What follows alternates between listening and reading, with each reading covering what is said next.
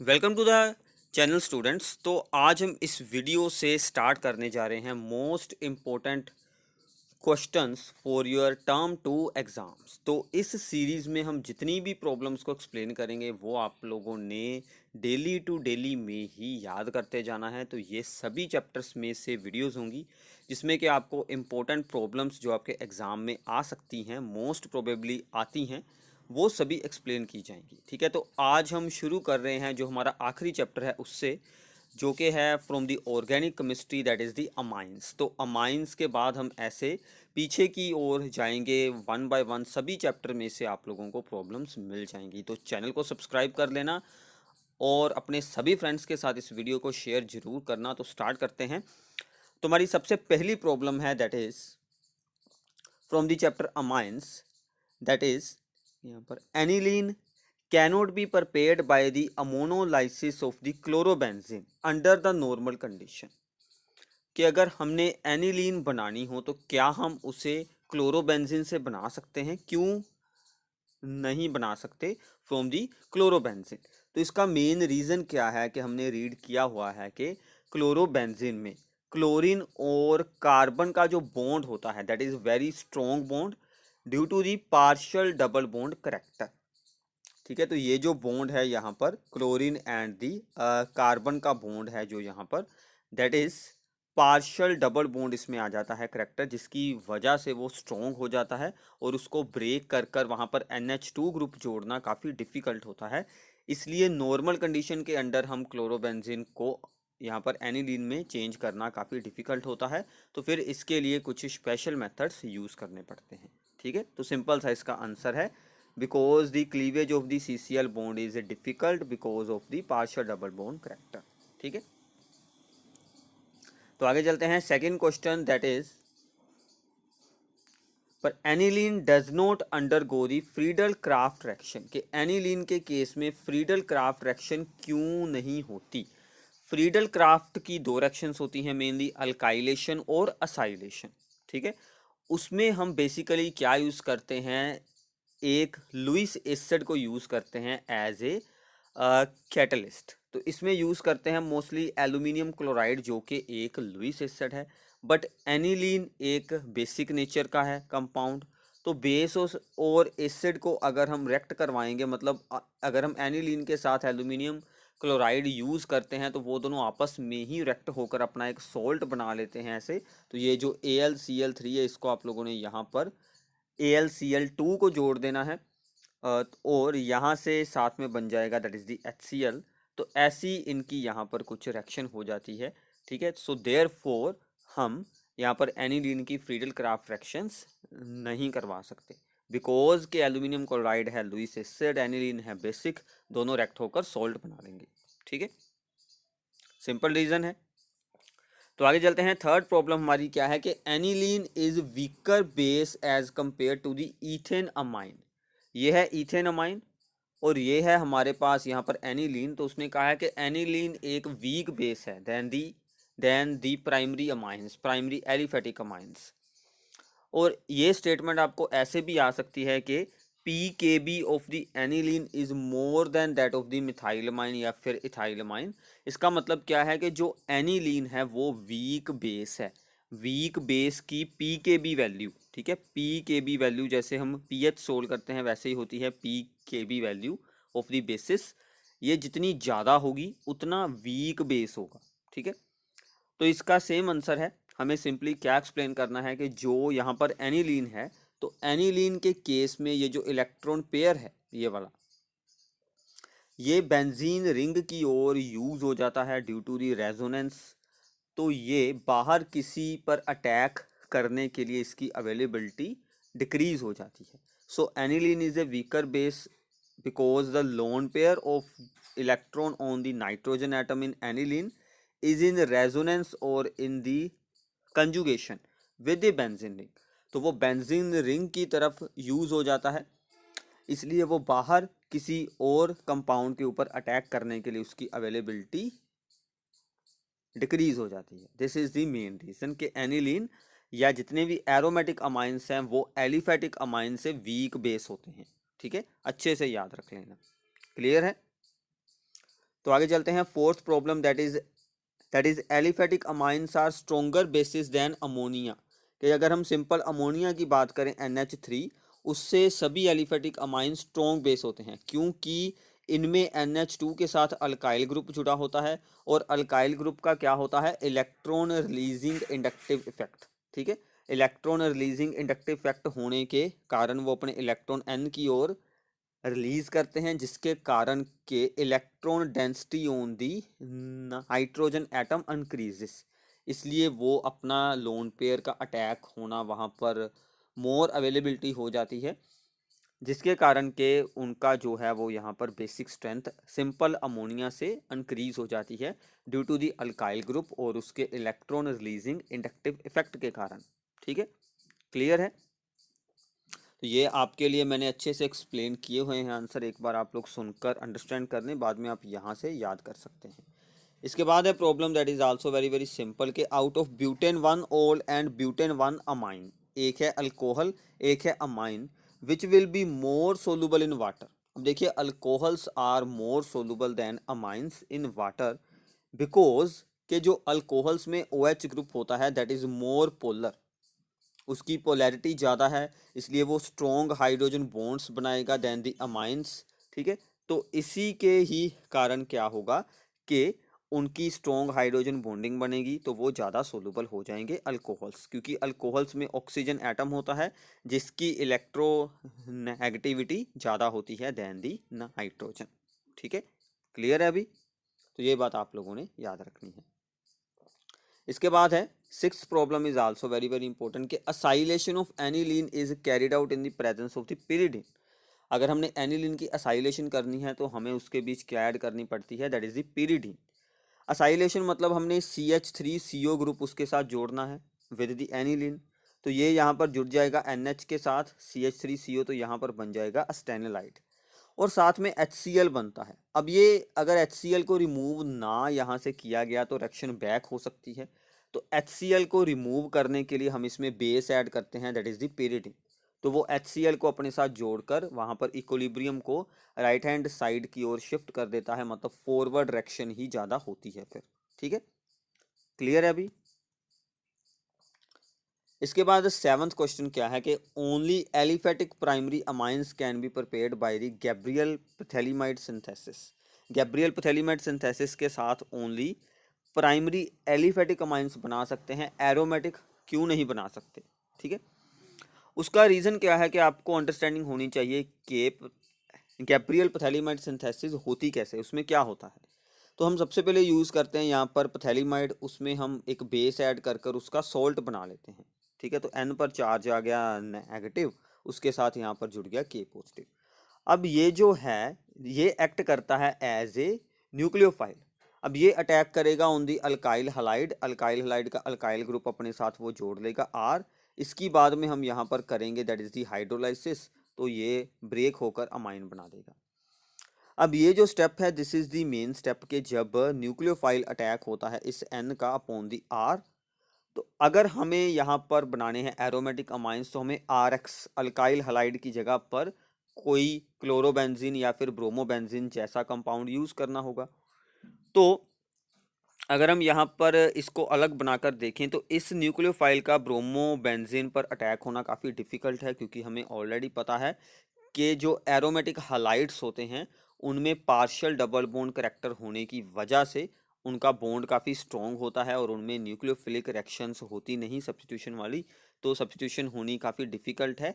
इसीलिए इस न्यूक्लियोफाइल का अटैक होना और बेंजीन को अपने साथ जोड़ना काफ़ी डिफ़िकल्ट रहेगा। तो अगर आप लोग सिंपल वर्ड्स में एक्सप्लेन करें, आप लोग सिर्फ इतना बता सकते हैं कि aryl halides do not undergo nucleophilic substitution with the salt formed by the पैथेलिमाइड।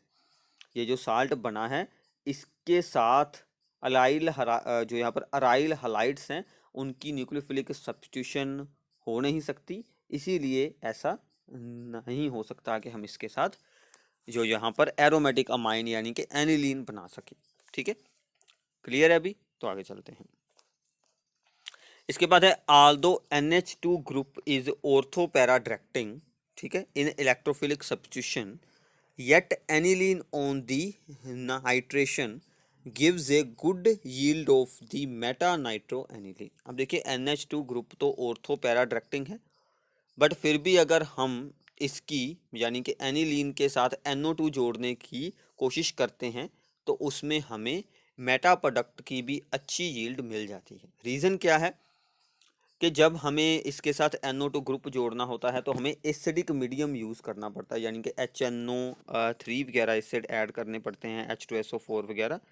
तो एसिडिक मीडियम में एनिलीन बेसिक है तो वो H पॉजिटिव को अपने साथ जोड़कर एनिलीनियम आयन बना लेती है। अब इस केस में तो N के ऊपर पॉजिटिव चार्ज होने की वजह से वो इलेक्ट्रॉन्स को बेंजीन रिंग से विदड्रॉ करता है, बाहर को खींच लेता है। तो फिर जिसके कारण इलेक्ट्रॉन्स की डेंसिटी मेटा पोजीशन पर ज़्यादा बन जाती है और इलेक्ट्रोफाइल वहाँ पर आकर जुड़ जाता है। ठीक है, तो मेन इसका रीज़न क्या है कि एसिडिक मीडियम में क्या बन जाता है, anilinium ion which is Meta directing group, जो कि मेटा डायरेक्टिंग हो जाता है कि इलेक्ट्रोफाइल आने वाला मेटा पर ही जुड़ेगा, यानी कि इस पोजीशन पर जुड़ेगा मेटा पर। ठीक है, क्लियर है? तो छोटे छोटे आंसर हैं इनके, बस आप लोगों को अंडरस्टैंडिंग होनी चाहिए। इसके बाद है कि Y CH3 2 times with NH यानी कि secondary amine is more basic than the third degree amine in aqueous solution. Aqueous solution में सेकेंडरी अमाइंस जो हैं वो थर्ड और वन दोनों से ही ज़्यादा बेसिक होते हैं। रीज़न क्या है उसका? अब देखिए एक्वस सोल्यूशन में बेसिक स्ट्रेंथ दो फैक्टर्स पर मेनली डिपेंड करती है, एक तो स्टेरिक फैक्टर और दूसरा सोल्वेशन ऑफ द आयंस। ठीक है, अब देखिए जो यहाँ पर सेकेंडरी अमाइन है, this is the secondary amine, ये एक्वा सोल्यूशन में H पॉजिटिव अपने साथ जोड़कर अपना एक अमोनियम आयन बना लेता है। अब ये अमोनियम आयन के हाइड्रोजन जो हैं वो वाटर मॉलिक्यूल के साथ हाइड्रोजन बॉन्ड्स बनाते हैं, अट्रैक्ट होते हैं। इसको हम बोलते हैं हाइड्रेशन होना। तो यहाँ पर हाइड्रेशन होती है। ठीक है, तो यहाँ पर सेकेंडरी अमाइन की हाइड्रेशन हो जाती है। तो जितने ज़्यादा हाइड्रोजन होंगे उतनी ज़्यादा हाइड्रेशन होगी, मतलब कि सेकेंडरी के पास दो हाइड्रोजन है, उसका जो अमोनियम आयन है, अगर हम बात करें यहाँ पर थर्ड डिग्री के पास एक ही हाइड्रोजन है, इसलिए उसकी हाइड्रेशन यहाँ पर लो रहती है, सेकेंडरी की ज़्यादा हाइड्रेशन हो जाती है। ज़्यादा हाइड्रेशन होने की वजह से ही उसका ये जो उसका ये जो अमोनियम आयन बना है, यानी कि उसने जो अपना बेसिक बिहेवियर दिखाया है H पॉजिटिव को अपने साथ जोड़कर, वो ज़्यादा स्टेबल रहेगा, तो इसीलिए उसकी बेसिक स्ट्रेंथ इंक्रीज हो जाती है। ठीक है, तो ये आप लोगों ने याद रखना है। बट सेकेंडरी में थोड़ा सा इसके अलावा जो हमारा थर्ड डिग्री है उसमें यहाँ पर स्टेरिक हिंड्रेंस भी ज़्यादा होती है। ठीक है, तो जिसके कारण के यहाँ पर हाइड्रेशन जो एनर्जी है वो उसकी डिक्रीज हो जाती है, इसीलिए थर्ड डिग्री वीक बेस है, सेकेंडरी मोर बेसिक है। ठीक है, ये बात आप लोगों ने याद रखनी है। क्लियर है? तो आगे चलते हैं। आगे है कि ammonolysis of the alkyl halide, के अल्काइल हलाइड्स की अमोनिया के साथ रिएक्शन करवानी is not good method to prepare the pure primary amines. अगर हमने प्योर प्राइमरी माइंस बनाने हो तो अमोनोलाइसिस हमारे लिए अच्छा मेथड नहीं है। क्यों नहीं है, एक्सप्लेन करते हैं। देखिए ये होती है reaction, alkyl halide reacts with ammonia to form the primary amine, then primary amine further reacts with the alkyl halide to form the secondary, then it further acts to form the third degree, and in the last it also reacts with the one more molecule of the alkyl halide to give the quaternary ammonium salt। तो मतलब सब कुछ बन जाता है, primary, secondary, third degree and the एक salt बन जाता है। तो ये हमें एक मिक्सचर बनाकर देता है इन सभी कंपाउंड्स का। तो हमें तो प्योर प्राइमरी अमाइंस चाहिए थे, और इन मिक्सचर में से इन सभी अमाइंस की सेपरेशन करना बहुत ही डिफिकल्ट है, देयरफॉर ये मेथड हमारे लिए सूटेबल नहीं है। ठीक है, क्लियर है अभी? तो सिंपल सी बात है, तो ध्यान से सुनिए, रीड कीजिए, अगर कोई डाउट है तो वो आप लोग पूछिए, तो आपके लिए काफ़ी इजी हो जाएगा। ठीक है, सो आगे चलते हैं 11th प्रॉब्लम पर। This is also important. On reaction with benzene sulphonyl chloride, that is the Hinsberg reagent. इसका नाम क्या है? Benzene sulphonyl chloride, also called the Hinsberg reagent. Primary amines yield the product soluble in alkali, whereas the secondary mine yields the product insoluble in the alkali। ऐसा क्यों होता है? अब देखिए, this is the benzene sulphonyl chloride reacts with the primary amine. ठीक है, primary mine के साथ वो रेक्ट करेगा, तो उसका एक हाइड्रोजन और इसका Cl रिप्लेस कर कर इसके साथ वो डायरेक्टली जुड़ जाएगा। तो एक्चुअल में ये जो हाइड्रोजन है, तो ये हाइड्रोजन यहाँ पर एसिडिक होती है, मतलब इसको अगर आप लोग डिजोल्व करेंगे किसी बेस में तो ये हो जाएगा, बिकॉज इसके पास एक एसिडिक हाइड्रोजन है। क्लियर है अभी? तो क्या बनता है, इससे बनता है एन अल्काइल बेंजीन सल्फोनामाइड। तो अगर हम बात करें इसकी जगह पर सेकेंडरी माइन यूज करते हैं, उसके पास तो एक ही हाइड्रोजन होती है, वो भी यहाँ से रिप्लेस हो जाएगी। तो इस चीज में कोई हाइड्रोजन है नहीं, तो इसलिए वो किसी अल्कली में इनसोल्युबल रहेगा, क्योंकि उसके पास नो एसिडिक हाइड्रोजन है। ठीक है, तो आप लोगों को ये रिएक्शंस बनाकर उनकी स्ट्रक्चर शो साथ में ही करनी होगी, तो वहां से अच्छे से अंडरस्टैंडिंग हो जाएगी। ठीक है भी, क्लियर है यहाँ तक? तो आगे चलते हैं। Methyl amine in water, methyl amine in water reacts with the ferric chloride to precipitate hydrated ferric oxide। उसके प्रेसिपिटेट्स बन जाते हैं फेरिक ऑक्साइड के। ऐसा क्यों होता है हमें बताना है। अब देखिए, methyl amine is more basic than the water due to the electron releasing inductive effect of the methyl group which is attached to the NH2। तो वो वाटर में से H पॉजिटिव अपने साथ जोड़ लेता है और अपना तो आयन बना लेता है, बट वाटर का हाइड्रोक्सल आयन रिलीज करवा देता है।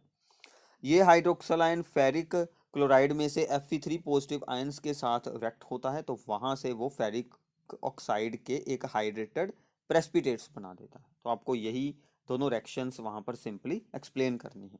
क्लियर है अभी? तो आगे चलते हैं। 13th question, diazonium salt of the aromatic amines are more stable than those of the aliphatic amines. अब देखिए, डाइजोनियम साल्ट में क्या जुड़ा होता था, N2 positive with Cl negative, इसके साथ जुड़ी होती थी बेंजीन रिंग। यही था डाइजोनियम साल्ट, आप लोगों ने पहले भी बनाया हुआ है बहुत बार।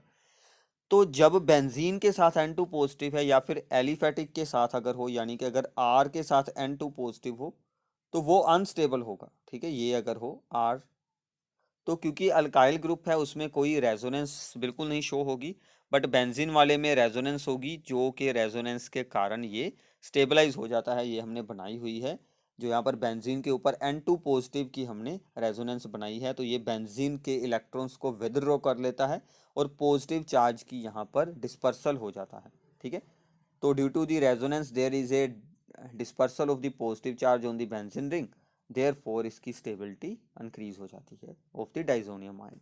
ठीक है, तो ये आप लोगों ने रेजोनेंस बनाकर जरूर देखनी है। रिंग के इलेक्ट्रॉन्स को बाहर की तरफ यूज करना है और रिंग में पॉजिटिव चार्ज आएगा, सॉरी यहाँ पर ये बॉन्ड नहीं आएगा, इसको हटा देना।